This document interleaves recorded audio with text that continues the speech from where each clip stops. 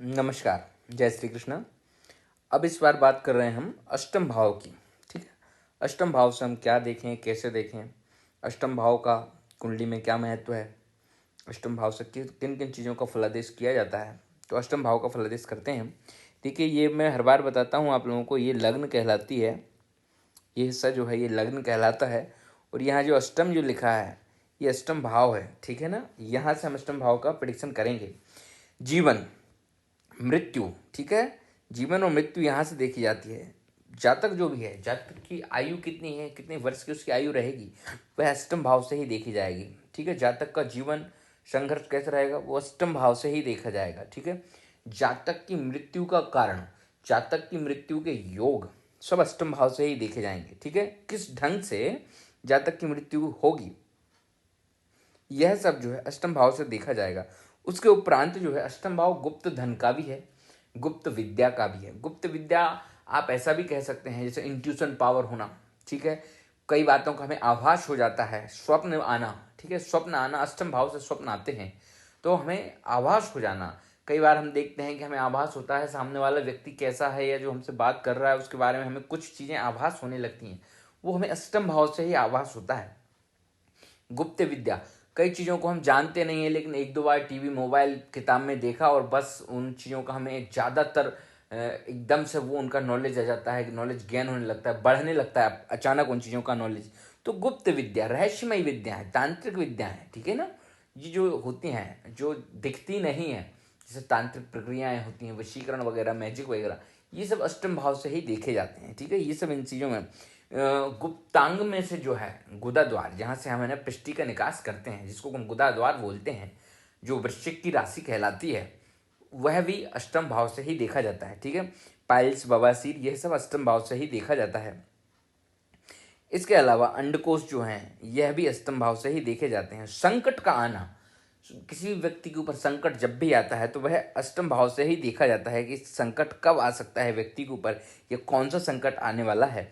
भुआ हुई, ताऊ हुई, ये अष्टम भाव से हमें देखा जाता है। यदि अष्टम भाव अच्छा है तो भुआ का, ताऊ का, बड़े पिताजी का, इनका सुख आपको अच्छी मात्रा में मिलेगा। पापा की बहन का सुख आपको अच्छी मात्रा में मिलेगा यदि आपका अष्टम भाव अच्छा है तो। विपत्ति जो होती है, परेशानियां जो होती हैं, दुर्घटना जो होती है, ये सब भी हमें अष्टम भाव से ही पता चलेगा। आपके साथ यदि कोई धोखा कर रहा है, अचानक धोखा कोई कर रहा है, अचानक कोई चोरी होती है, आप कहीं बैठे थे, आपका मोबाइल अचानक किसी ने आपके टेबल पर से उठा लिया, तो ये अचानक चोरी होना, तो ये अष्टम भाव से देखा जाता है।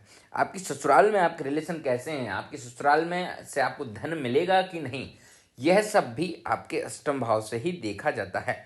मामा या मौसी, दूसरे मामा जो होते हैं, दूसरे नंबर के मौसी जो होते हैं, दूसरे नंबर के मौसाजी जो होते हैं, दूसरे नंबर की जो मामी होती हैं, ये अष्टम भाव से देखे जाते हैं।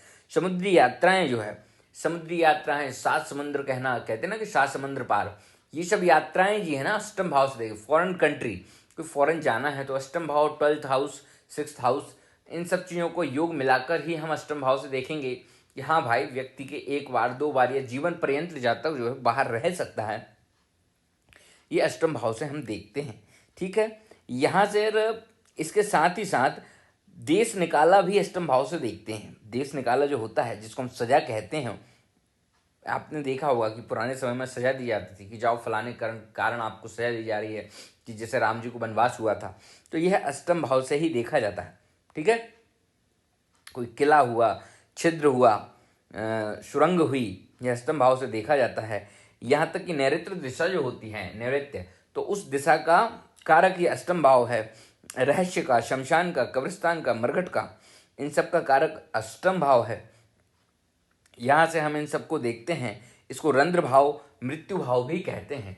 ले देकर इसका रिसर्च से बहुत ही ज़्यादा कनेक्शन है। अष्टम भाव जिसका बलवान है वह बहुत अच्छा एक रिसर्चर बन सकता है, एक अच्छा वैज्ञानिक बन सकता है, एक अच्छी खोज कर सकता है।